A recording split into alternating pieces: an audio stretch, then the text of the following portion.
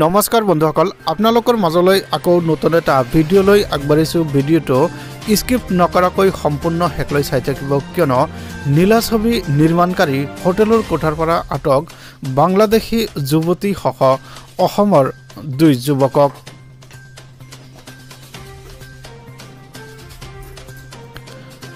হয়, আপোনালোকে ঠিকেই চাই আছে, আপোনালোকে ঠিকেই শুনি আছে। মহানগৰীত পোহৰলৈ আহিছে ভয়ংকৰ কাণ্ড।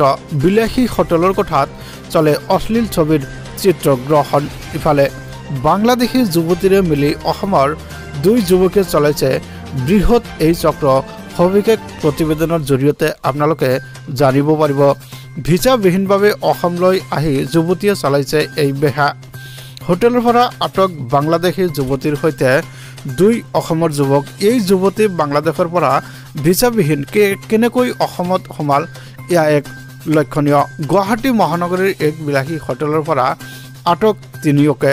ইফালে 3ও মিলি নীলা ছবি নিৰ্মাণ কৰাৰ এক বৃহৎ অভিযোগ উত্থাপন কৰিছে একাংশই। এক অভিযোগৰ ভিত্তিত 3ওকে দিছপুৰ আৰক্ষীয়ে ইতিমধ্যে আটক কৰিছে। হয়, আপোনালোকে ঠিকেই শুনি আছে। আটকাধীন যুৱকদ্বয়ৰ নাম শফিকুল ইছলাম আৰু জাহাংগীৰ আলম বুলি ইতিমধ্যে জানিবলৈ পোৱা গৈছে। যুৱতীগৰাকী বৰ্তমান দিছপুৰ থানাত আছে বুলি জানিবলৈ পোৱা গৈছে। ভিছাবিহীনভাৱে বাংলাদেশৰ পৰা অসমত কেনেকৈ প্ৰৱেশ কৰিলে, হাতীগাঁও থানাত আৰক্ষীৰ শীৰ্ষ বিষয়াই ইতিমধ্যে জেৰা কৰি আছে ধৃত যুৱকদ্বয়ক। মহানগৰত পোহৰলৈ আহিছে এক ভয়ংকৰ কাণ্ড। আটকাধীন যুৱকদ্বয়ৰ নাম শফিকুল ইছলাম আৰু জাহাংগীৰ আলম বুলি ইতিমধ্যে জানিবলৈ পোৱা গৈছে।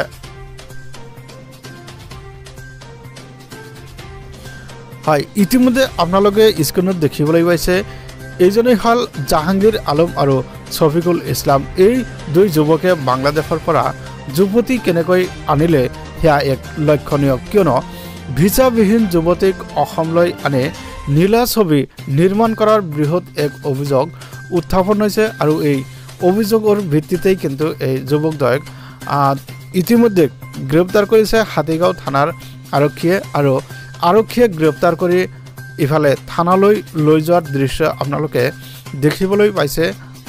এই ডাঙৰ ঘটনা কেনেকৈ সংঘটিত কৰিলে, ইয়াৰ আঁৰত কোন আছে, ইয়াৰ ৰহস্য কি, আৰু কেনেকৈ ইমান কটকটীয়া নিৰাপত্তাৰ বেষ্টনীৰ মাজতো এই যুৱতীক বাংলাদেশৰ পৰা অসমলৈ কেনেকৈ প্ৰৱেশ কৰালে, সেয়া এক ডাঙৰ কথা, এক লক্ষণীয়, কিয়নো ইতিমধ্যে আপোনালোকে দেখিবলৈ পাইছে যুৱকদ্বয়ক হাতীগাঁও আৰক্ষীয়ে গ্ৰেপ্তাৰ কৰিছে। গ্ৰেপ্তাৰ কৰি জেল হাজতলৈ প্ৰেৰণ কৰিছে, এয়া আপোনালোকে স্ক্ৰীনত দেখিবলৈ পাইছে।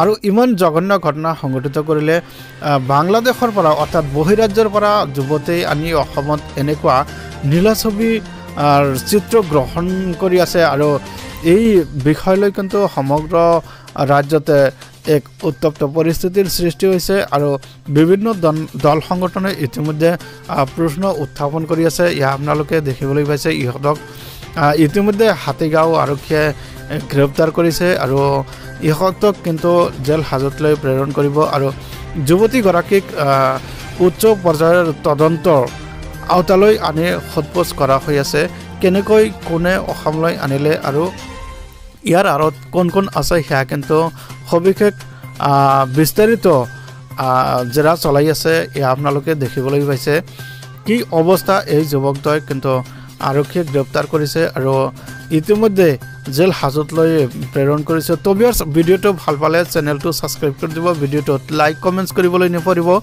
ধন্যবাদ, থেংক ইউ, জয় অসম।